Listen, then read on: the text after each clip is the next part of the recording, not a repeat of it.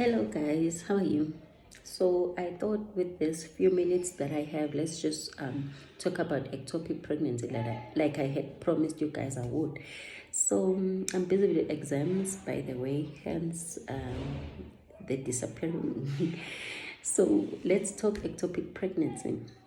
Ectopic pregnancy is a pregnancy that occurs outside of the uterus, that actually implants outside of the uterus, because normally after your egg has been fertilized, it's supposed to move down the fallopian tubes and then gets implanted inside the uterus. In ectopic pregnancy, it does not happen like that. So today let's just talk about ectopic pregnancy in the fallopian tube. Okay? So how does it happen? So after your egg has been fertilized, it's supposed to move down the fallopian tube. Inside the fallopian tube, there are villi structures that actually do this. Structures like small hairs, if I should say. So their job is to do this to help the egg move.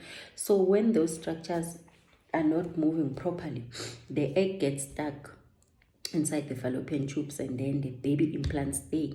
And as we know, the fallopian tube is not made to actually stretch to accommodate pregnancy. Only the uterus does.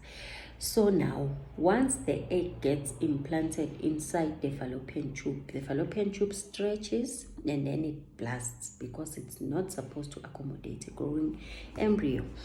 So, guys, ectopic pregnancy is dangerous, is an emergency. Once they say you have ectopic pregnancy, it means the treatment is supposed to happen now. You can't say I will wait until next week. No, that baby needs to be taken out, unfortunately, and you cannot continue with the pregnancy.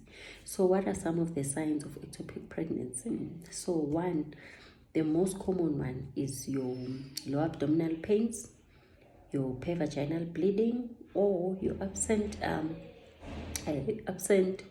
menstruation. So ectopic pregnancy signs are more like your pregnant signs. When you are pregnant, the signs that you experience when you are pregnant.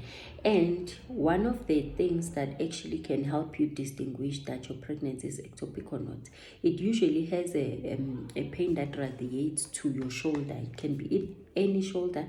So you have abdominal pains, you are PV bleeding, and the pain actually gets worse and radiates to your shoulder. And also, one of the other signs is you become pale, because remember, if you have ectopic pregnancy that has actually already blasted, it means you are now bleeding inside your abdominal cavity.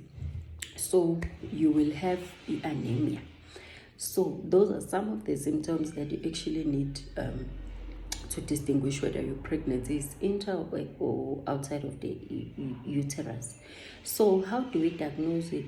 You do a pregnancy test, and then we also diagnose it with a scan. So the pregnancy test actually helps us to just see if you are pregnant or not when you have the signs that I'm talking about. And one of the important things we do when diagnosing is the abdominal examination. That's going to actually alarm us to say this one needs an emergency sonar. So once we get that you have ectopic pregnancy, we actually have to take you to theater to take the baby out. And if it has already blasted your fallopian tube, then that way it's a life-threatening condition and you need an emergency C-section. And guys, before, older people are the ones who actually had ectopic pregnancy, but these days even younger